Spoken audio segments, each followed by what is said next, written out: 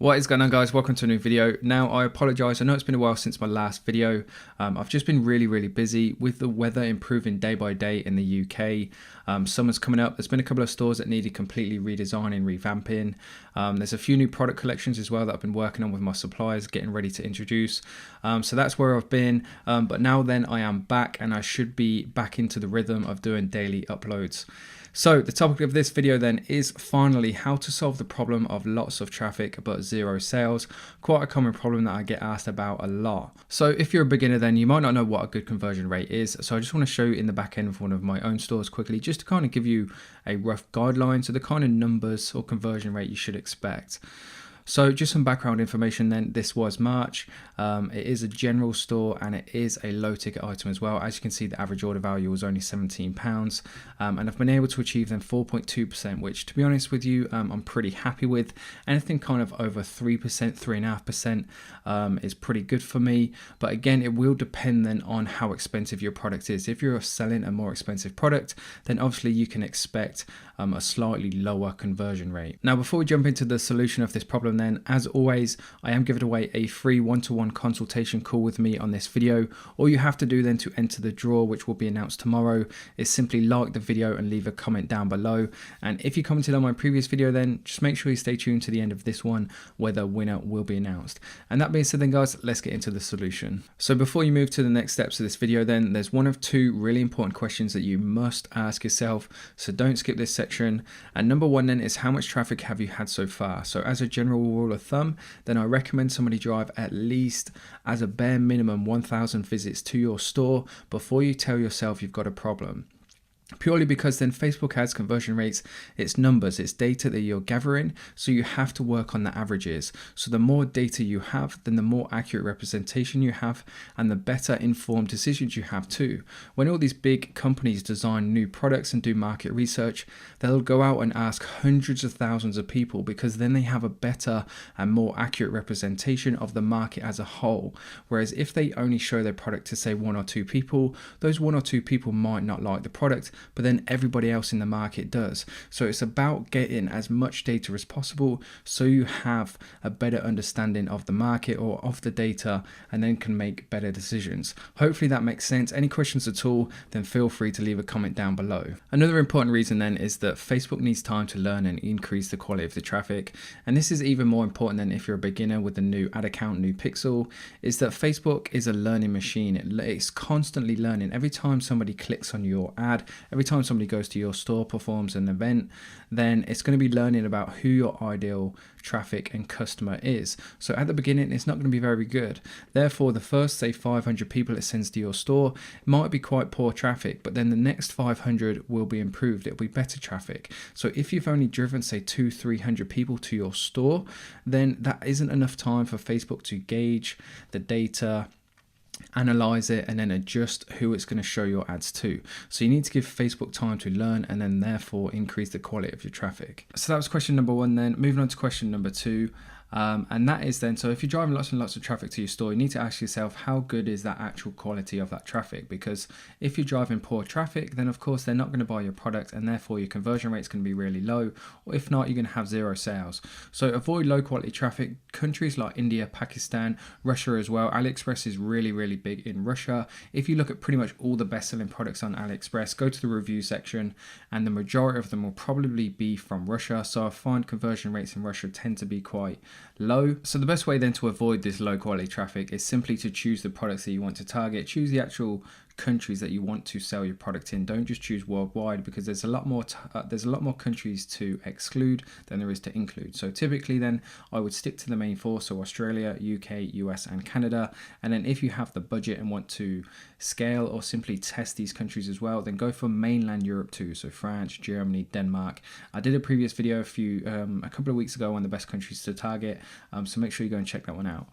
So that was the second question. Then you need to make sure you're driving quality traffic, and you need to make sure you're driving a significant amount. So the next steps then, if you have over 1,000 visits and it's quality traffic as well, then the problem 100% lies on your store.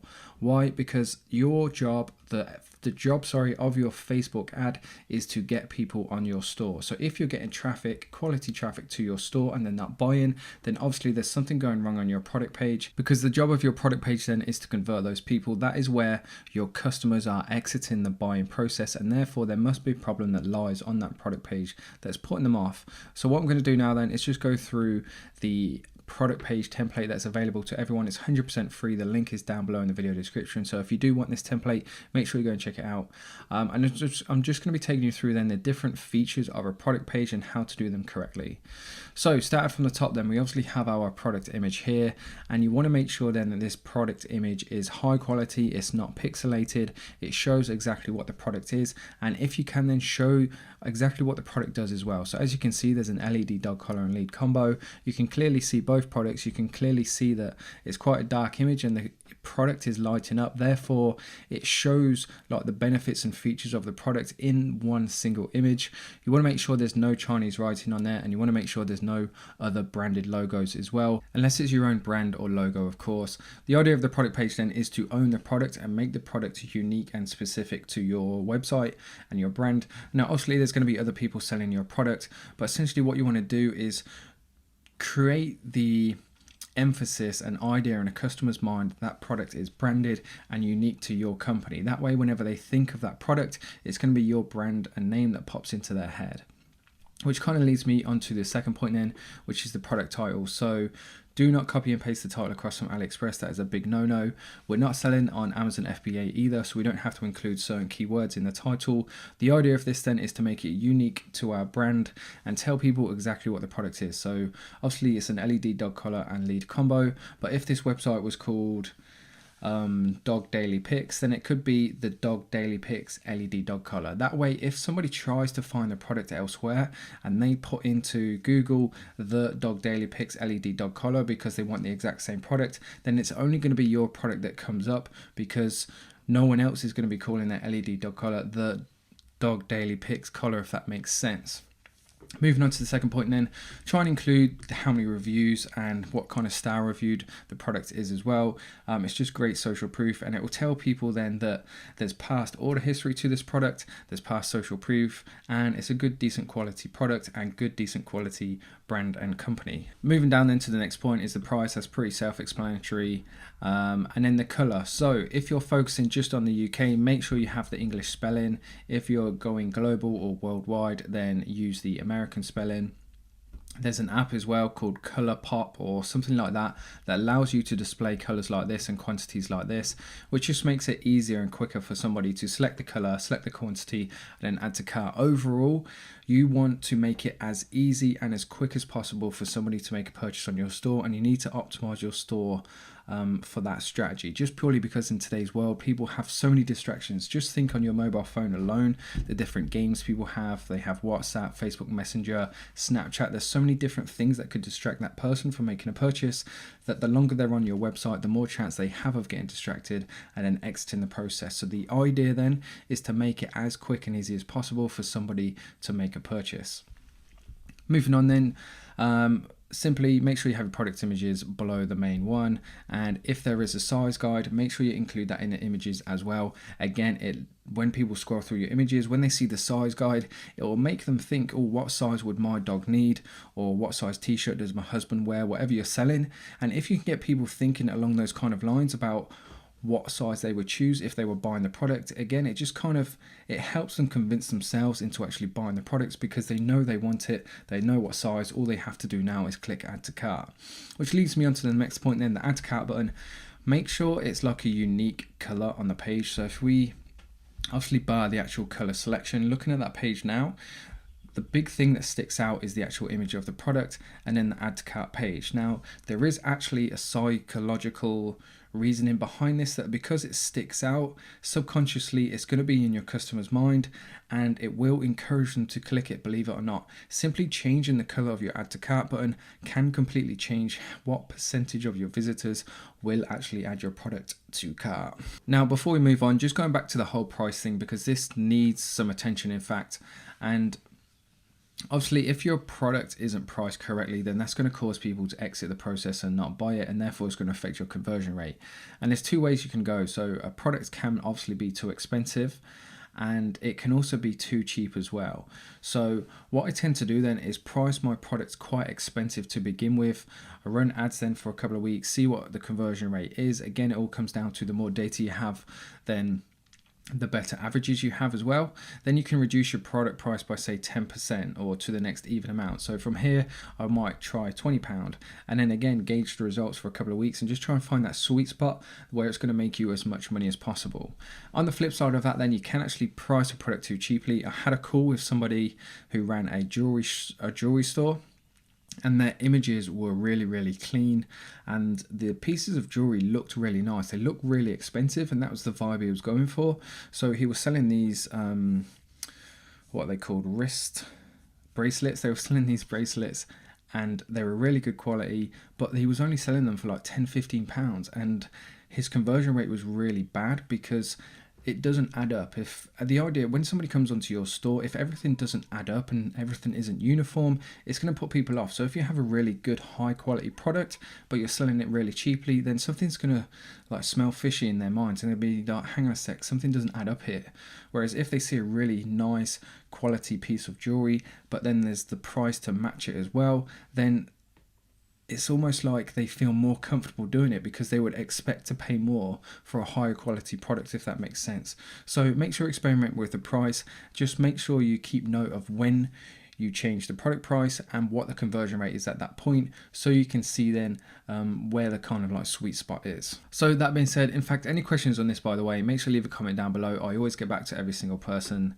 Moving on to the next part of the product page then, which is the product description and features. So you want to just keep this kind of simple to the point. As you can see, there doesn't have to be a crazy amount of text, and basically the way it works is you kind of make the customer picture the problem or exactly what it is this product's going to do for them. So as you can see then, the first line is taking your dog for a walk in the dark can be difficult and dangerous. That's not going to be something that they read and disagree with, because it is difficult and it is dangerous because obviously they can't see their dog.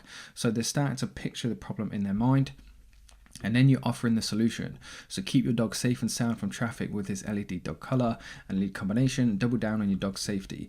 So you're not creating the problem because there is an actual genuine problem for it, but you're just highlighting the problem to the customer, and then you're highlighting the solution as well. So the two and two work really well together. Moving on then, you just want to reiterate the features and kind of like the bog standard necessary information that somebody would ask. So they'd obviously want to know that it's made from quality materials. They want to know the different features. So there's 3 flashing modes. They want to know like whether it's rechargeable, if it is, how long the charge will last for, and then something, a pretty cool feature is like how visible it is. Like 1,000 feet is quite a significant distance. So that's something that's like a perk of the product. It's just going to encourage them and make them feel safe and sound that they are actually buying a decent quality product that is going to provide a solution to the problem that they're having. Moving on to the final touches of the product page then. So if there is a size guide, make sure you just highlight it to the customer. It's in the images to make sure they go up and find it. Therefore, it's going to bring that add to cart button back into play as well on the screen. And then this next paragraph then is a chance to offer something really good and personal to the customer, and build that relationship and rapport and actually speak to them like a human being. So we want you to love your new dog collar. That comes across as that we really care about the customer. If for whatever reason you are unhappy, please contact us for a no questions asked 30-day money back guarantee. So it offers that peace of mind to your customer. Next thing, you want to mention the delivery. Now, depending on what the product is, you can quote a lot less than this. If it's just a normal product, so it doesn't plug into the wall or it doesn't contain batteries, then I usually put ePacket Express tracks, because ePacket is an express international shipping service. It is tracked. So again, another benefit to ordering with us is the fact that it is a tracked parcel, and I would put in here 1 to 3 weeks. And then if it is a product like this that has a battery in it, it sometimes can take longer to process through customs. Therefore, I'd put say 2 to 3 weeks. And then finally, you want to offer just like some trust badges, so 30 money back guarantee. Just reiterate that. Iterate the fact that it's a guaranteed safe checkout. Another thing that's going to just give your customer that added peace of mind. And then I like to reiterate the delivery service just to make sure that our customers are fully aware of what we're offering. In the long run, then it's just going to lead to less questions from your customers, less customer service emails and messages, and less angry customers as well. If you reiterate it twice on your product page, then the chances are 100% of your customers will understand the delivery process, and therefore it's just going to lead to those things I just mentioned. Finally, then finish off with your reviews app. So it can be Shopify product reviews, it can be Lux reviews. In fact, I use Lux on all of my stores now just because of how cleanly and nice it integrates into your store. Again, reviews are an absolute must just for social proof and giving your customer that added peace of mind. A quick note then, make sure these guarantees and trust badges are in keeping with the theme of your store. So if you're selling really expensive products and you've got a really clean, kind of dark, sophisticated site, then obviously you don't want big, bright orange and green trust badges. You want ones that are maybe black and white that integrate better with your store. The idea is just to kind of give your product page a theme and a feeling to your customer that matches the products you're selling. So obviously dog products are quite, like dogs as a subject is quite a happy and casual subject. Therefore, as you can see, the product page kind of encompasses that and integrates that feeling and theme into the page. It's big, bold, and brightly colored. And that being said then guys, that pretty much finishes up the product page. Hopefully you guys have learned something new. If you have, then I appreciate it. Let me know down below in the comment section what stuck out or what stood out to you in this video. And of course, if you did enjoy it, please do leave a like. And if you want to be entered into the one-to-one draw, make sure you subscribe so you can tune into tomorrow's video to see if you won. And also then make sure you leave a comment down below. And that being said, then let's get into announcing the winner of the previous video. Here we are then guys, on the previous video, make 100k in the 6 months. So this was quite a cool video. In fact, there's a lot of information in this. So if you're still stuck on kind of what products, what niche to go into, make sure you go and check this one out. So anyway, I'm just going to take the URL, as you can see top right, head over to the random comment picker, stick it in this box, get YouTube comments, 67 unique comments, which is absolutely awesome. So thank you very much for all the recent support. It's crazy to think that we're going to be at 5,000 subs very, very soon. So the winner then is Dylan Buckle. There are a couple of logo generators online. So thank you very much, in fact, Dylan, for offering some value in the comment section. Make sure you hit me up on Instagram, then we can get that call arranged. And for anybody who didn't win then and you just want to get down to business, book a call straight away with me. And get your questions answered, you can do so. There is a link down below in the video description, so make sure you go and check that one out. And that being said then guys, thank you for tuning in. I hope you enjoyed the video and I'll see you in the next one.